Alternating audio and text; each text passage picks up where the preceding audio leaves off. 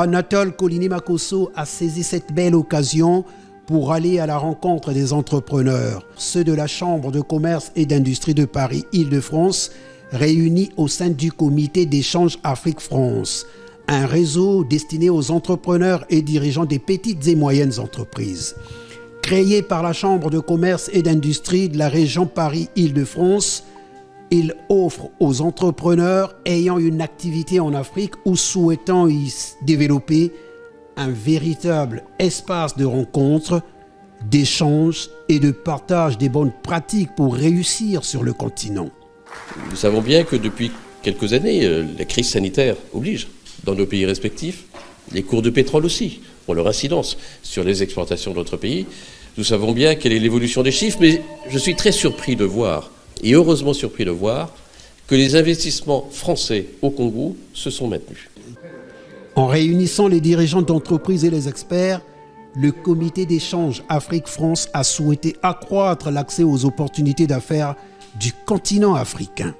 Didier évoquait la force du lien économique. Et c'est vrai que ces 200 entreprises françaises implantées, c'est également du coup un stock d'investissements directs étrangers français qui s'élève à pas loin de 4 milliards d'euros. C'est significatif.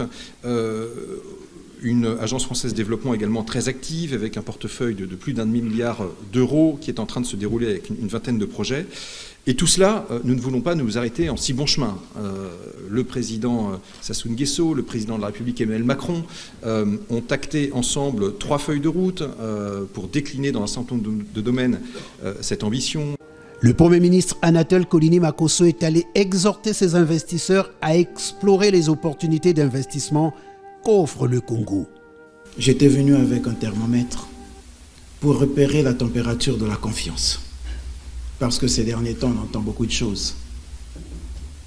On dit que la France a délaissé l'Afrique, a laissé le Congo. On dit que le Congo a tourné le dos à la France et s'est donné d'autres partenaires. Mais je pense que la mobilisation que nous avons aujourd'hui, l'accueil dont nous avons été l'objet, les échanges que nous avons eus partout où nous sommes passés, apportent un cinglant démenti à toutes ces spéculations. Le gouvernement qui mise sur la dynamisation accrue du secteur privé a mis en place un cadre incitatif pour les entreprises. Il a modernisé les procédures de facilitation douanière, commerciale, de création d'entreprises et de garantie d'investissement. Et pour mieux canaliser les investissements directs et indirects, il a créé 4 zones économiques spéciales qui associent infrastructures et incitations fiscales. Mon gouvernement a fait de la création des zones économiques spéciales un levier important pour le développement du secteur privé, à travers la mise en place d'une législation fiscalo-douanière adaptée, mais aussi la création des zones industrielles et commerciales, avec des usines déjà installées, totalement équipées, une technologie de pointe, qui n'attendent qu'à ce que les investisseurs s'y engagent et les développent dans le cadre d'un partenariat public-privé, soit sous le régime de concession, soit sous le régime de location-gérance. Tout a été mis à la disposition des investisseurs par le gouvernement sur fonds propres du gouvernement. Après avoir écouté, noté et répondu aux préoccupations des entrepreneurs, le chef du gouvernement congolais a lancé un appel pour des partenariats publics-privés. C'était impressionnant. Il y avait vraiment tout le gouvernement qui signifie sa volonté et ses actions en faveur de l'investissement au Congo. Nous sommes très heureux de la venue du Premier ministre et de sa délégation. Comme je l'ai rappelé au cours de mon intervention, la santé est un facteur clé de réussite économique et sociale. Je suis très heureux d'avoir appris que des hôpitaux de grande qualité allaient ouvrir à Brazzaville et à Pointe-Noire. Nous sommes bien sûr à la disposition de toutes les autorités congolaises pour les aider à bien faire fonctionner ces établissements. J'ai retenu qu'il y a une forte volonté d'aller de l'avant dans le domaine économique et d'inviter les opérateurs économiques français à participer au développement du Congo. J'étais curieuse d'avoir plus d'informations sur l'activité au Congo. Et c'est vrai que ça laisse apparaître pas mal d'opportunités et une volonté forte de renforcer les liens entre les entreprises françaises et le gouvernement et l'activité au Congo.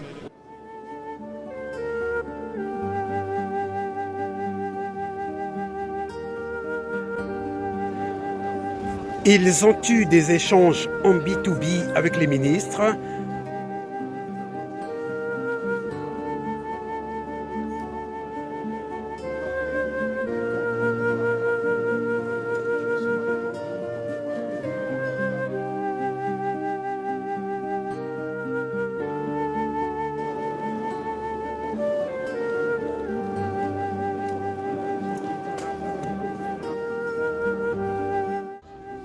De même qu'avec le Premier ministre chef du gouvernement.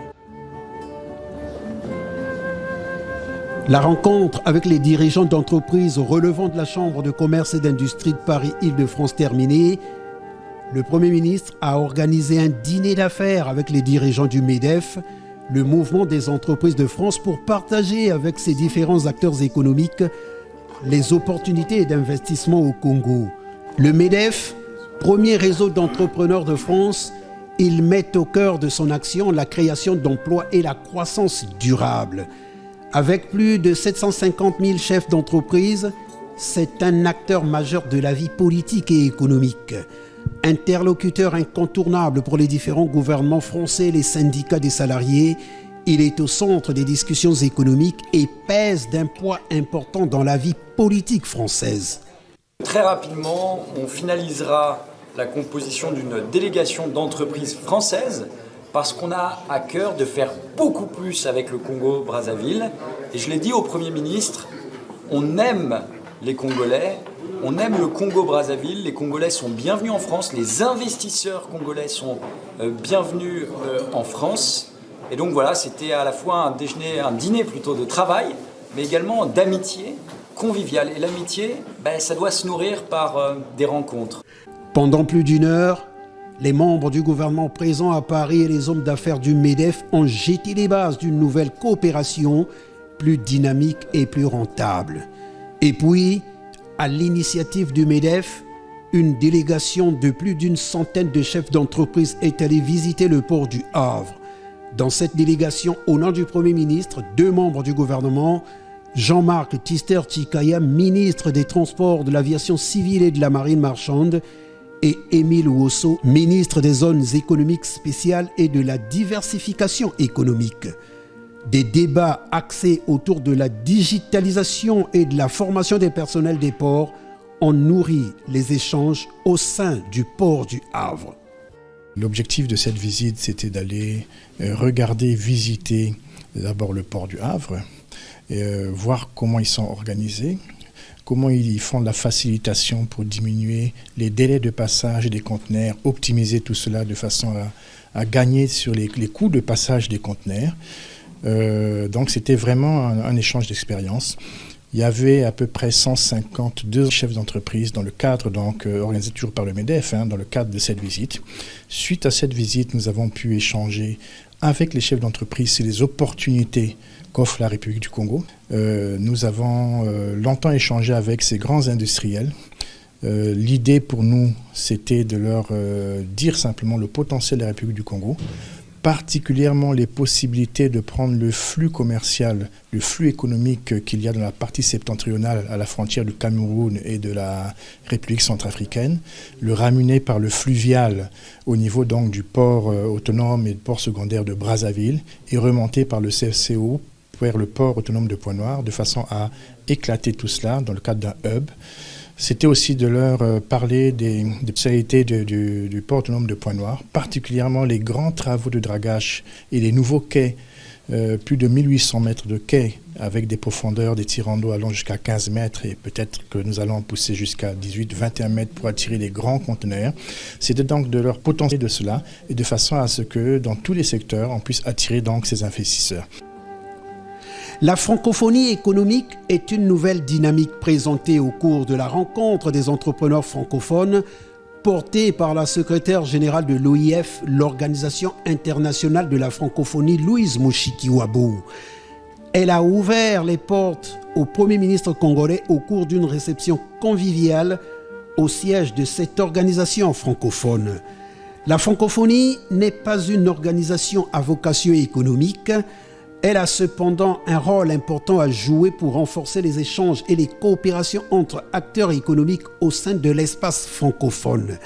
C'était l'un des sujets de conversation entre Anatole Koliné-Makosso, Premier ministre, et Louise Mushikiwabo, secrétaire générale, en plus des sujets liés à l'organisation du prochain sommet de la francophonie prévu à Djerba en Tunisie et à la préparation des Jeux de la francophonie qui se tiendront en République démocratique du Congo. Ce qui se joue maintenant, c'est la francophonie économique, c'est la francophonie des entreprises.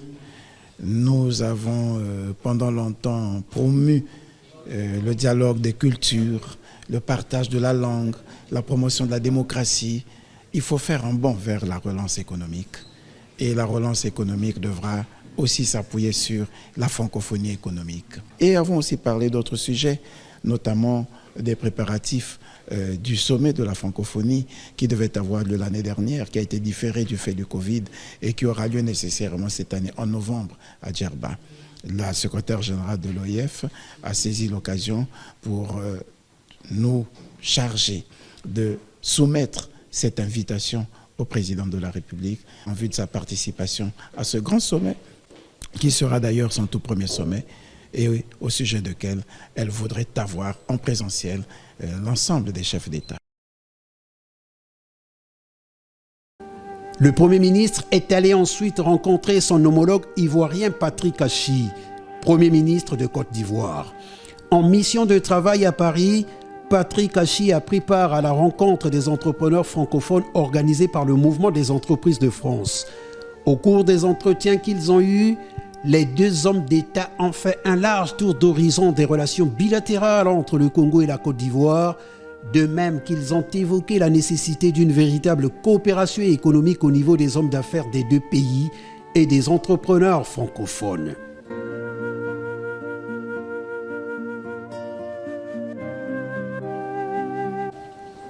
Anatole Koliné-Makosso a par ailleurs accordé une série d'audiences aux dirigeants d'entreprises. Il y a eu M. Xavier Duroux, président Afrique Impériale Tobacco, une société spécialisée dans la fabrication et la commercialisation du tabac, représentée au Congo par la société SIAT, un outil industriel important pour le pays. Créé il y a 75 ans, il compte 170 emplois directs et indirects, avec 13 milliards d'impôts et taxes reversés à l'État en 2020. On a évoqué deux points importants. Premièrement, la lutte contre la contrebande, qui est un point essentiel pour nous, car la menace de la contrebande est réelle. Et donc le Premier ministre nous a assuré du soutien qu'il pourrait nous apporter dans cette lutte. Deuxième sujet que nous avons évoqué, le harassement, un petit peu. Je crois que la SIAT n'est pas la seule société dans ce domaine-là. Et là encore, le Premier ministre nous a rassurés dans le partenariat que nous pourrions avoir avec lui pour amoindrir ce harassement. Il a ouvert ses portes à la société Thomson, une entreprise française spécialisée dans la conception et la fabrication des systèmes de vidéo et d'imagerie numérique destinés aux professionnels des médias. Les dirigeants de cette société souhaitent explorer le marché congolais. On a exprimé notre intérêt de travailler étroitement avec le gouvernement pour la digitalisation et la numérisation du Congo et donc nous on a eu cet honneur d'échanger avec messieurs les ministres et monsieur le Premier ministre, et nous serons dans les prochaines semaines, prochains jours dans votre cher pays pour avancer sur le sujet. Audience avec monsieur Raphaël Bernardelli, directeur Afrique de la société Alstom, une multinationale française qui œuvre dans le secteur des transports. Nous sommes venus lui expliquer rapidement l'ensemble des solutions que nous pouvons offrir au Congo, et à travers des financements, à travers des projets clés en main d'infrastructures ferroviaires. Une autre multinationale française de transport, le groupe Bolloré, avec sa filiale Bolloré Transport et Logistique Congo. Présent sur toutes les étapes de la chaîne logistique, cette société a dans son tuyau des projets futurs de développement. La vision des plus hautes autorités de ce pays, c'est de faire du Congo une plateforme logistique au service de la région. Et le port de Pointe-Noire est un maillon de ce dispositif logistique, mais qui doit comprendre aussi le corridor jusqu'à Brazzaville et également le corridor jusqu'à Kinshasa. Donc nous avons discuté avec Monsieur le Premier ministre et sa délégation des futurs développements de ce dispositif logistique. Est arrivé ensuite M. Frédéric Lernoux, administrateur général de PMLG, une institution internationale de droit belge dotée d'une expertise avérée dans l'appui aux entreprises publiques et privées et aux organisations dans les domaines liés à l'amélioration des performances et des processus de gestion. Nous sommes présents au Congo depuis 2008. Nous avons étudié la faisabilité du dispositif FIGA. FIGA est un dispositif intégré de financement des petites et moyennes entreprises. Et depuis maintenant 6 mois, nous le mettons en œuvre avec la perspective de créer des dizaines d'entreprises au Congo. Calendrier chargé, le Premier ministre chef du gouvernement a présidé des cérémonies de signature d'accords. L'accord entre la société École Énergie et la société AM Capital pour le financement des activités agro-industrielles dans notre pays. Donc nous venons de signer un protocole avec le groupe EcoOil pour le financement de la filière agro-industrielle que EcoOil va développer dans les années à venir au Congo, sur la base des actifs qu'il a déjà acquis. Il y a déjà certaines productions qui ont démarré et d'autres investissements qui se font pour diversifier les localisations et augmenter la capacité de transformation des produits agricoles. La signature d'une convention de partenariat entre le Club de partenariat public-privé de Paris et le ministère de la Coopération internationale et de la promotion du partenariat public-privé, représenté par Denis Christel Sassou Nguesso. La signature d'une convention de coopération technique et stratégique entre le CEPROD, Centre de prospective pour le développement, et le Club de partenariat public-privé MED Afrique.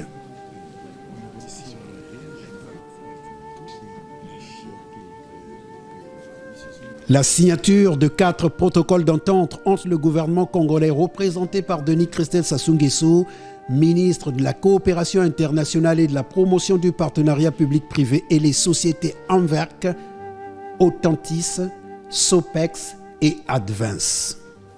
Nous avons eu des protocoles d'entente dans le secteur médical avec la société Anverc qui va travailler avec nous sur l'amélioration et l'augmentation des capacités donc, du laboratoire national et à terme la réalisation d'une usine pour la production des médicaments génériques et de tout ce qui est matériel médical.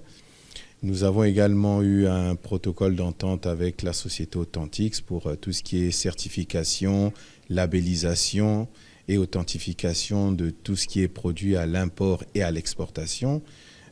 Nous avons également eu un protocole d'entente avec la société Sopex pour la réglementation, la normalisation et surtout l'objectif affirmé d'augmenter la production dans le secteur aurifère. Et nous avons également aujourd'hui signé avec la société Advance dans le secteur de l'énergie pour faire en sorte que les nombreux villages qui se situent dans nos différents départements, dans nos différents districts, soient alimentés en énergie. Il y a également eu la signature d'un accord entre le gouvernement congolais représenté par le ministre de l'économie et des finances Rigobert Roger Andéli et l'organe d'assurance de crédit exportation de Belgique relatif à l'application de l'initiative de suspension de la dette sur la pandémie du Covid-19 décidée par le G20. Pour que notre pays puisse bénéficier des effets positifs de cette initiative, il faut signer avec les différents pays. J'avais déjà signé l'accord avec la Chine, j'avais déjà signé l'accord avec la France, la Turquie et l'Inde. Et là, il s'agissait effectivement de signer l'accord avec la Belgique à travers l'institution qui s'appelle Credendo. C'est un accord absolument important pour notre pays parce que le G20 avait décidé cette initiative, c'était précisément pour soulager les pays en développement face aux grosses dépenses de la Covid-19.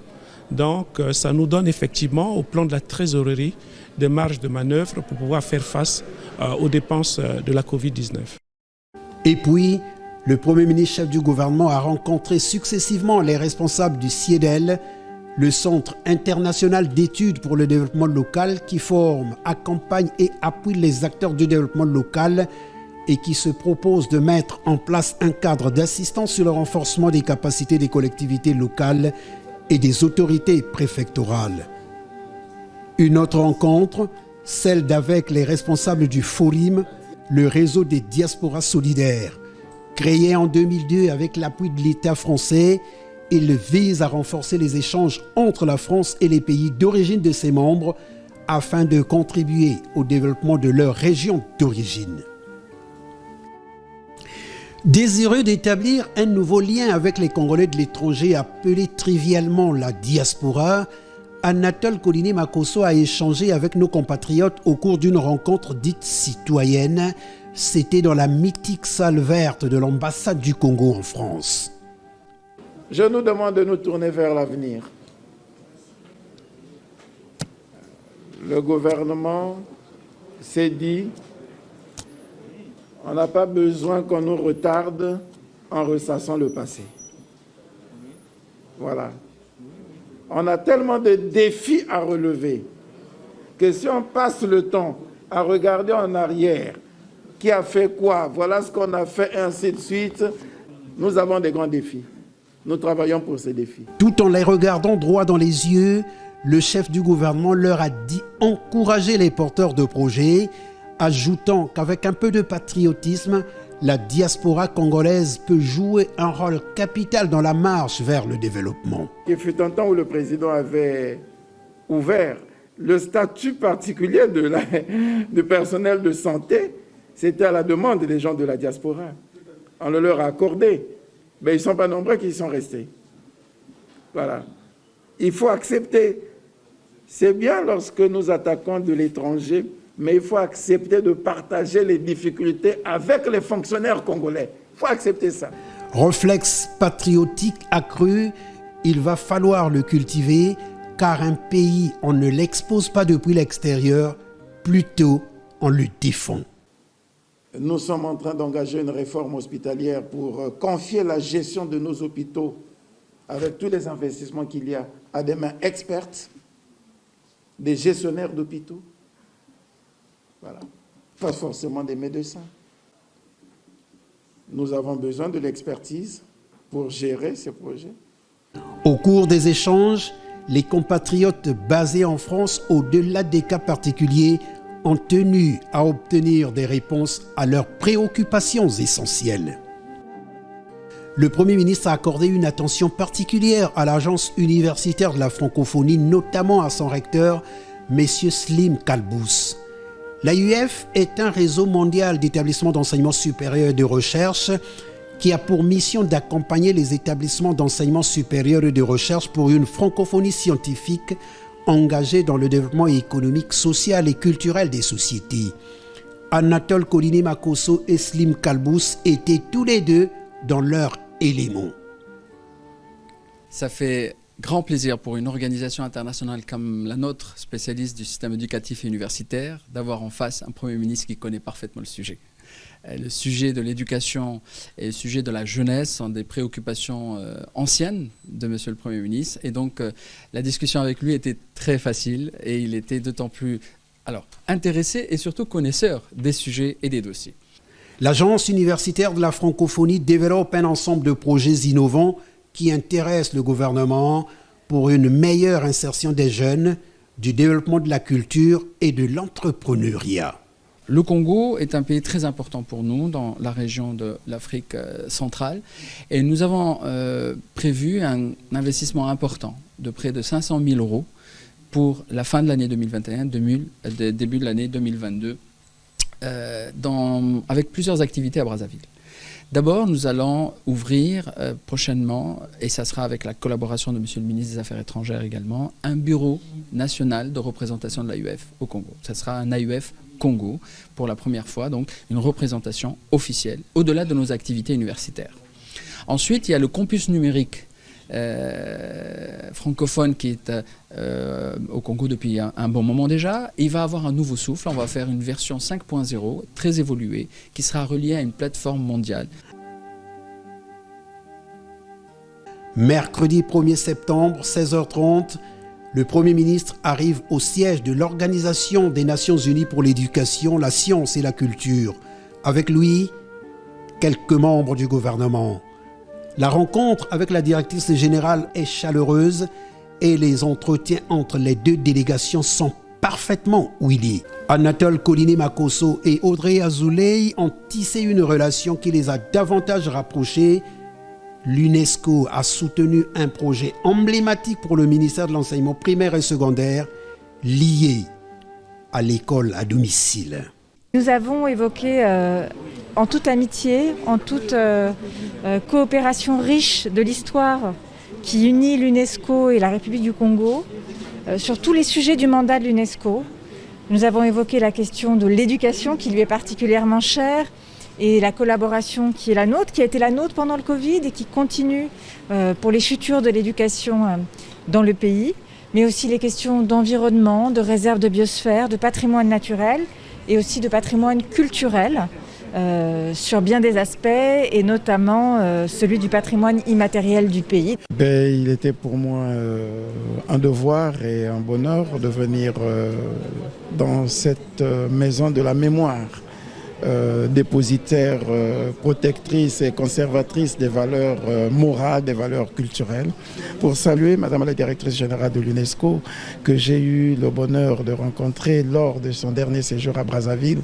Il vous souviendra que dans une vie relativement récente encore, nous avons porté un grand projet éducatif qui a été soutenu, accompagné par l'UNESCO, la directrice générale qui a suivi tout le processus de validation des évaluations et d'accompagnement scolaire en période Covid, avait trouvé du temps dans son agenda pour venir soutenir le Congo dans ce processus, assurer la rentrée des classes, mettre en œuvre le dispositif d'enseignement à distance avec une chaîne éducative web.